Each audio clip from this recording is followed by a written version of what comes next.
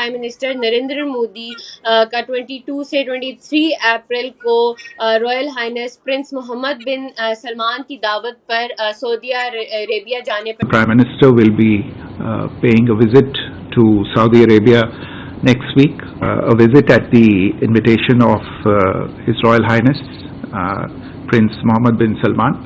UAE Oman के बाद अब सऊदी अरब ने भी पाकिस्तान के लिए खतरे की घंटी बजा दी है। सऊदी अरब ने पाकिस्तानियों पर अपने वीज़ा जो है बंद कर दिए गए हैं। वजह अगर देखी जाए तो मोस्टली वजह ये होती है कि पाकिस्तानी बाहर जाके भीख मांगते हैं, इलीगल एक्टिविटीज़ में इन्वॉल्व होते हैं, और बड़ी वजह ये भी है जो वीज़ाज हमें बाहर नहीं मिलते, डंकी भी है। पाकिस्तानी इलीगल तरीके से बॉर्डर क्रॉस करके दूसरी कंट्री चले जाते हैं, और ठीक 10 दिन के बाद जो है कतर भी अपने वीज़ा जो है पाकिस्तानियों के ऊपर बैन करने जा रहा है। अवाम की तरफ बढ़ते हैं और जानते। लेकिन अभी ये जो दौरा है, ये मोहम्मद बिन सलमान जो प्राइम मिनिस्टर हैं, उन्होंने उनको इनवाइट किया, वो पहुंच रहे हैं, और ये कहा जा रहा है ये तीसरा दौरा है। पहले वो 2016 में गए थे सऊदी अरब, फिर 2019 में गए थे, और अभी 2025 में, तो अभी थोड़े अरसे के बाद जा रहे हैं। तो इस वक्त इनका आप क्या देख रहे हैं कि ये विजिट बहुत अहम है, और ये इकोनॉमी के उस पे आप समझ रहे हैं या डिफेंस सेक्टर में आप समझ रहे हैं कि इनके ज्यादा इंपॉर्टेंट है ये विजिट? तो ऑब्वियसली उसकी एक इकोनॉमिक डिमेंशन तो जरूर होगी, और उसमें अगर कोई डिफेंस वाली बात भी हो रही है तो वो एक इंटरेस्टिंग डेवलपमेंट है। सऊदी अरब जो कि हमारा मुस्लिम उम्मा का लीडर है, हमारा बहुत बड़ा भाई है, इस्लामी भाई है, आज उसने बोला है कि भाई हम पाकिस्तानियों के ऊपर सऊदी अरब के वीज़ाज बैन कर रहे हैं। सऊदी अरब इंपॉर्टेंट घटी इस वजह से है कि पाकिस्तान के मुसलमान या दुनिया भर के वहाँ पर हज और उम्रा करने जाते हैं। सऊदी अरब का मसला ये है कि वो कहते हैं पाकिस्तानी हज और उम्रे का वीज़ा लेके आते हैं, यहाँ पर मांगने शुरू हो जाते हैं। और अगर देखा जाए छोटी ईद गुजर गया, बड़ी ईद आएगी, मतलब बड़ी ईद हज आएगा, और हज में भिखारी भी ढेर सारे वहाँ पर पकड़े जाते हैं। जय हिंद दोस्तों, आज से लगभग 6-7 महीने पहले ही सऊदी के क्राउन प्रिंस की तरफ से प्रधानमंत्री नरेंद्र मोदी जी को ऑफिशियल विजिट का इनविटेशन आया था, और अब खबर निकल के सामने आ रही है कि नरेंद्र मोदी जी सऊदी अरेबिया का दौरा करने वाले हैं अगले ही हफ्ते। अब पाकिस्तानियों को मिर्ची लग गई कि जब पाकिस्तानी जाते हैं सऊदी अरेबिया तो बिन बुलाए मेहमान की तरह जाते हैं, भीख मांगते हैं, कोई इज्जत नहीं होती है, ठीक है ना, रेड कारपेट वेलकम होता है, ना कोई प्रोटोकॉल दिया जाता है। भाई नरेंद्र मोदी जी जाने वाले हैं सऊदी अरेबिया में, और अभी से सऊदी अरेबिया में तैयारी शुरू हो गई। तो ये है लेवल नरेंद्र मोदी जी का। और सऊदी अरेबिया ने दूसरी तरफ बात की जाए तो पाकिस्तान के लिए आधिकारिक रूप से वीजा बैन कर दिया, ये भी पाकिस्तानियों को जलन की बात हो रही है। दूसरी तरफ अगर हम देखें तो सऊदी अरेबिया के पड़ोसी देश यूएई, कतर, बहरीन, इनके साथ भी भारत के जो रिश्ते हैं वो अच्छे होते जा रहे हैं। एक तरह हम कहें तो जो अरब देश के मुस्लिम देश हैं, उनके जो रिश्ते हैं भारत के साथ अच्छे होते जा रहे हैं। तो ये पाकिस्तानियों के लिए जलन का इशू इसलिए है कि अगर मुस्लिम देशों की रेलेवेंस है कोई, तो वो अरब मुस्लिम देशों की रेलेवेंस है, और अगर वो भारत के पार्टनर हो जाएंगे, खास करके सऊदी अरेबिया जो माना जाता है कि मुस्लिम देशों का लीडर है, तो पाकिस्तान का जो रहा सहा मुस्लिम वाला कार्ड है वो भी जो है खत्म हो जाएगा। तो इसलिए पाकिस्तानी इस समय जल भून के नाच रहे हैं। आप देखिए खास करके पाकिस्तानी पत्रकार कमर चीमा और एम्बेसडर रह चुका आतंकवादी अब्दुल बासित, ये सब तो मतलब एक पैर पे नाच रहे हैं ये खबर सुनने के बाद। इंडिया का जो सही पार्टनर मिडिल ईस्ट में है वो यूएई है, जो रियल पार्टनर है, जिसके साथ वो बिजनेस की बातें करते हैं और वो सारा कुछ करते हैं और कहते हैं कि हमारे नेक्स्ट लेवल ताल्लुकात हैं। सऊदी अरब को वो सेकेंडरी अहमियत देते हैं, लेकिन सऊदी अरब को वो अहमियत देते हैं because of 2-3 reasons. One reason is के there is a Muslim population in India जो सऊदी अरब जाते हैं उम्रा करने, हज करने, और इंडिया इस मुस्लिम पॉपुलेशन को एज ए लिवरेज इस्तेमाल करता है सऊदी अरब के, कि देखें ये मैं आपको कस्टमर दे रहा हूं, मैं आपको कस्टमर दे रहा हूं। जब आपको पता होगा कि पिछले साल पाकिस्तान ने अपना हज का कोटा जो है वो कम कर दिया था, बिकॉज हमारे लोग हज पे नहीं जा रहे थे या नहीं जा सकते थे, हज बहुत महंगा हो गया था। तो फिर उन्होंने क्या किया, इंडिया ने कहा जी आप हमारा कोटा बढ़ा दें, हमें हाजी ज़्यादा दे दें। तो इस तरह की चीज़ जो है वो इंडिया करता है। दूसरी बात, जारी बात है, आपको पता है कि असल में ये जो 54-55 बिलियन डॉलर की बायलैटरल ट्रेड है उसको भी स्ट्रेंथन करना है और उसको भी आगे लेके चलना है।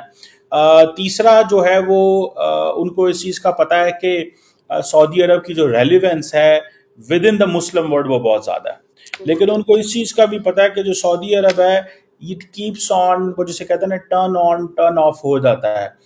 यूएई जो है वो डेमोक्रेट्स हों या रिपब्लिकन्स हों, अमेरिका में उनके ताल्लुकात अच्छे रहते हैं। लेकिन सऊदी अरब के ताल्लुकात लास्ट डेमोक्रेटिक सेटअप के अंदर, जो लास्ट डेमोक्रेटिक गवर्नमेंट थी अमेरिका के अंदर, डेमोक्रेट्स की गवर्नमेंट थी, उसमें ख़राब हो गए थे। जब आपको याद होगा कि कुछ अर्सा पहले एक सऊदी अरब के सहाफ़ी थे जिनको टर्की में डिसमेंबर कर दिया गया था, कत्ल कर दिया गया था, तो उस पर अमेरिका के उस वक़्त के सदर जो बाइडन जब इलेक्शन की तरफ जा रहे थे तो उन्होंने कहा कि we will make Saudi Arabia pariah state, हम इसको एक पराया स्टेट बना देंगे। सो इस तरह की चीज़ें जो हैं वो हुई और हो रही हैं। सो मुझे ऐसे लगता है, what I understand and what I have realised is कि इंडिया सऊदी अरब को इस्तेमाल करना चाहता है इस सेंस में कि हम मुस्लिम दुनिया के भी करीब रहें। इंडिया की रेलेवेंस मुस्लिम दुनिया में बहुत ज़्यादा है, सऊदी अरब की रेलेवेंस मुस्लिम दुनिया में बहुत ज़्यादा है, लेकिन क्योंकि इतना लंबा चौड़ा ये अमेरिका के करीब नहीं रहा, लेकिन अब क्योंकि ट्रंप के दौर में अमेरिका के ये मजीद करीब आ रहे हैं तो इंडिया समझता है कि हमें उस कुर्बत का भी फ़ायदा उठाना चाहिए। और अभी आपको लग ये रहा है कि अमेरिकी सदर डोनाल्ड ट्रंप अपना पहला दौरा जो है वो सऊदी अरब का करेंगे। लास्ट टाइम ये लग रहा था कि अमेरिका का झुकाव जो है वो यूएई की तरफ है। मैं अमेरिका को क्यों डिस्कस कर रहा हूँ इस सारी सिचुएशन में? अमेरिका को इसलिए डिस्कस कर रहा हूँ बिकॉज इंडियंस जो है वो देखते हैं कि कौन सा मुल्क अमेरिका के ज़्यादा करीब है, वो उसके ज़्यादा करीब जाते हैं। जैसे यूएई ज़्यादा करीब है, तो जैसे इंडिया ने एक एग्रीमेंट साइन किया था या एक मुआहदा किया था कि I2U2, जिसमें इंडिया और यूएई, यूएस और इजराइल, तो इंडिया जो है ना वो अपना लिंकेजेस उस मुल्क के साथ ज़्यादा अच्छे करने की कोशिश करता है जहाँ पे वो इस तरह की चीज़ हो। सो ये एक चीज़ जो है वो नज़र आ रही थी। और दूसरा, अगर आप ये भी देखें कि मोदी साहब ने मिडल ईस्ट को अपनी एक्सटेंडेड नेबरहुड भी समझते हैं। तो वो समझते हैं कि ये जो वेस्ट एशिया है ना, ये हमारी नेबरहुड है, क्योंकि पाकिस्तान को तो वो समझते हैं ये हमारा, असल में तो हम नेबर तो हम बनते हैं ना, या बांग्लादेश, या ये जो नेबरहुड डिप्लोमेसी है, लेकिन वो लफ्ज़ देते हैं एक्सटेंडेड नेबरहुड। तो एक्सटेंडेड नेबरहुड में वो ये कहते हैं कि हमें ये तमाम ममालिक जो पर्टिकुलरली जीसीसी है, मेरा ख्याल है they are very close in signing the free trade agreement with the GCC, if I am not wrong, they have been working, काफ़ी काम हो चुका है, लेकिन आई थिंक स्टिल रहता है। तो वो जैसे कहते हैं ना कि इंडिया अपने ताल्लुकात गल्फ ममालिक के साथ एंड सऊदी अरब के साथ इन एंगल्स के ऊपर जो है वो फैला रहा है और अपने ताल्लुकात को लेके जा रहा है। और उनको ये समझ आ रही है कि मोहम्मद बिन सलमान की रेलेवेंस दोबारा इंटरनेशनल सिस्टम में, अमेरिकी सिस्टम में बढ़ रही है। सो हमें वो ज़्यादा करीब होने की भी ज़रूरत है। पिछले साल भी सऊदी अरब ने हज के दौरान ऑपरेशन करके 93,000 पाकिस्तानी भिखारियों को पकड़ा था और डिपोर्ट किया था। ये सारे सिनेरियो पे नजर डालें, आप वीज़ा कंसल्टेंट है, ये कैसी खबरें आ रही हैं? ये बताएंगे पहले आप बता दें। मिस कंफर्म तो नहीं है मुझे इस रिगार्डिंग, लाइक कोई इस तरह की खबर मुझे तो नहीं पता, बट अगर ओवरऑल बात करें हम तो वाकई में ऐसा ही है। अगर हमारे पाकिस्तानी भाई यहाँ से जाते हैं, वो लीगली भी मूव हो जाते हैं, तो वहाँ पे अपने आप को इलीगल शो कर देते हैं। हम पहले होता था, हमें हर जगह इजीली एक्सेप्टेंस मिल जाती थी, हमें वीज़ाज मिल जाते थे, अब वो चीज़ नहीं रही है। जी बिल्कुल ऐसा ही है, अब वो चीज़ नहीं रही। वही मैंने आपको वजह बताई है कि यहाँ से पाकिस्तानी जाते हैं दूसरे ममालिक, वहाँ जाके उनके एनवायरनमेंट को मैनिपुलेट करते हैं, वहाँ जाके भीख मांगते हैं, जैसे कि वो उनका भी कहना है। और यहाँ के पाकिस्तानी अवाम है, कुछ जिनसे पूछे कि वीज़ा क्यों बंद करें, वो भी यही आगे से जवाब देते हैं कि पाकिस्तानी वहाँ जाके काम नहीं करते हैं नीयत साहब से और कोई कंट्रीब्यूट नहीं करते हैं। अगर हम इंडियंस की बात करें, देखो 140 करोड़ आवाम का मुल्क है और इतने ज़्यादा, अभी देखिए इंडिया 125 बिलियन डॉलर के करीब रिमिटेंसेस कमा रही थी। इतने ज़्यादा इंडियंस बाहर हैं और दुनिया में अभी तक नंबर 1 पे हैं, इतने इंडियंस अपने मुल्क के अंदर पैसा भेज रहे हैं, लेकिन ऐसी खबर उनके लिए क्यों नहीं छपती किसी अखबार में? तो वही मैं आपको बात कह रही हूँ कि क्यों नहीं छपती है, क्योंकि वो जाके बाहर काम करते हैं इंडियंस। बिल्कुल इंडियन अपना टैलेंट दिखाते हैं, अब जो उनकी सलाहियतें हैं वो बाहर जाके उनको दिखाते हैं और कंट्रीब्यूट करते हैं उनकी कंट्री में। और जैसा कि पाकिस्तानी है, वो यहाँ से जाते हैं, गरीब जो है वो बाहर इसलिए जाते हैं कि थोड़े 4 पैसे कमा लेंगे, क्योंकि उनकी करेंसी थोड़ी सी हैवी है पाकिस्तान से। ऐसा ही है। तो बेरोज़गारी की कह लें कि बेरोज़गारी होने की वजह से वो बाहर जाते हैं, और बाहर जब उनके लिए वीज़े बंद होंगे, वहाँ जाके जब वो काम नहीं करेंगे तो फिर वीज़े बंद ही होंगे ना। वहाँ जाके भीख मांगेंगे, उनके एनवायरनमेंट को ख़राब करेंगे, तो ऐसा ही होगा।